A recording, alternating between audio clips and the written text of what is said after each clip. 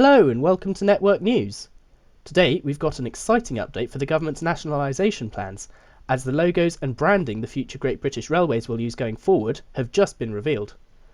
The livery is based off the colour scheme of the Union Jack and will be the same across all trains in GBR's fleet. It was apparently designed in-house by the DfT to save money, with them describing it as a striking and memorable design, creating a sense of motion and direction that reflects a railway moving confidently into the future.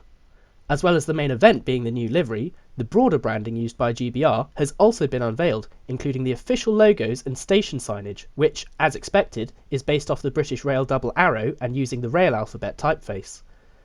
They've also indicated a potential design for the new Great British Railways app, which will eventually combine all the operator-specific apps into a, quote, one-stop shop to check train times, request support and book tickets for the whole network without any booking fees. The brand has been on display today at London Bridge Station, with a display featuring a Hornby model of a train in the new livery, as well as an interactive virtual model of the new livery created within TrainSim World.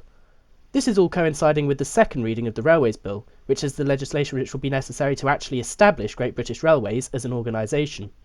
The new branding is also being shown on digital displays at London Bridge, Birmingham New Street, Glasgow Central, Manchester Piccadilly and Leeds, and it's expected that it'll start being rolled out in earnest across trains, stations and websites next spring, though the Secretary of State for Transport has previously indicated that operators will have to earn the rights to wear GBR branding by meeting strict performance criteria.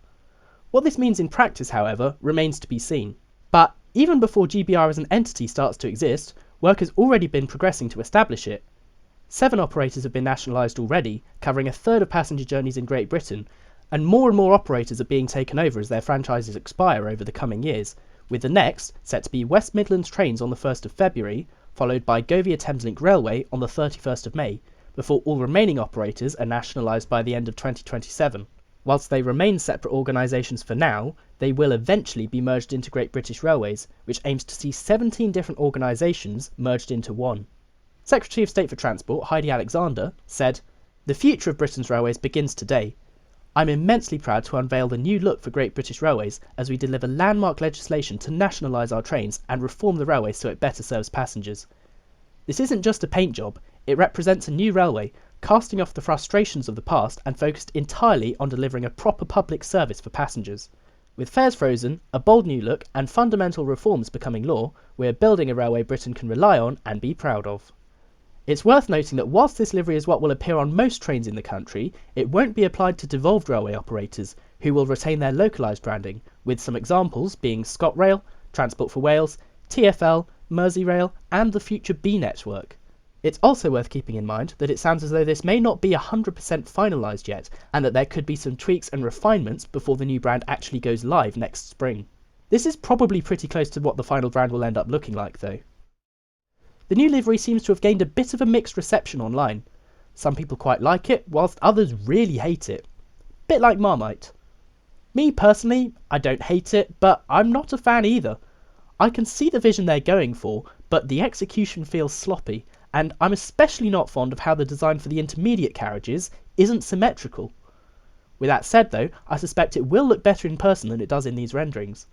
I also think that, unlike most liveries, this one doesn't feel particularly timeless, and instead feels very reflective of the current political context, and is trying to appeal to a certain contingent of society, though I won't say any more on that for fear of my comments turning into a war zone.